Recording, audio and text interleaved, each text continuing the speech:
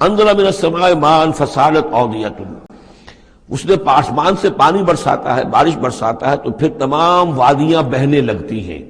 کیونکہ اکثر و بیشتر علاقہ جس میں قرآن نازل ہوا، میں نے آپ کو بتایا، وہ حجاز کا تھا. حجاز میں پہاڑی سلسلے ہوتے ہیں. جب بارش ہوئی تو اب پہاڑوں کی رینج کے درمیان وادیاں ہیں، پھر وادیوں میں پانی جو سیلاب آتا ہے. سالت اودیۃ، تمام وادیاں جو ہیں وہ بہہ نکلی سیلاب کے ساتھ. بے قدرہا، اپنی اپنی وسعت کے مطابق.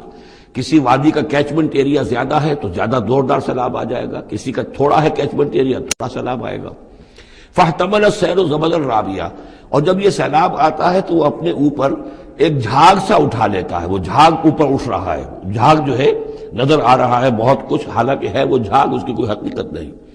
وَمِمَّا يُوقِدُونَ عَلَيْهِ فِي النَّارِ ابْتِغَاءَ حِلْيَةٍ أَوْ مَتَاعٍ زَبَدٌ مِثْلُهُ، اور یہ جب آگ پر تپاتے ہیں دھاتوں وغیرہ کو کہ وہ زیور بنانے کے لیے یا کوئی اور ساز و سامان بنانے کے لیے، تو جب آگ کے اوپر ان کو تپایا جاتا ہے تو وہاں بھی اس کے اوپر بھی جھاگ پیدا ہو جاتا ہے اسی طریقے کا.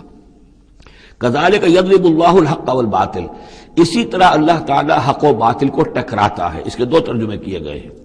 اس طرح اللہ تعالیٰ حق و باطل کو ٹکراتا ہے، یا اسی طرح اللہ تعالیٰ حق اور باطل کی مثال بیان کرتا ہے. فَأَمَّا الزَّبَدُ فَيَذْهَبُ جُفَاءً، تو یہ جو اوپر کا ہوتا ہے جھاگ وہ تو پھر خشک ہو جاتا ہے، ختم ہو جاتا ہے، اس کی کوئی حقیقت نہیں ہوتی.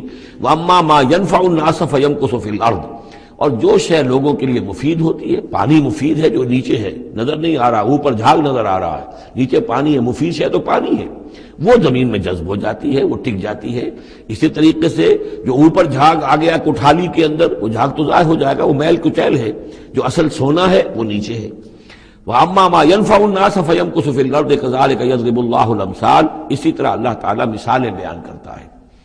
یہ مقام اس اعتبار سے بہت اہم ہے کہ اس میں جو ڈائلیکٹیکل میٹریلزم کا فلسفہ ہے مارکس کا، اس کا جتنا حصہ صحیح ہے وہ یہاں قرآن مجید میں اس آیت میں موجود ہے.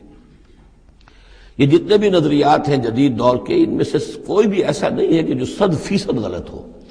چاہے ڈاروین کا نظریہ ہو، اور چاہے وہ فرائیڈ کے نظریات ہوں، چاہے مارکس کے نظریات ہوں، اس میں گڈمٹ ہے غلط اور صحیح.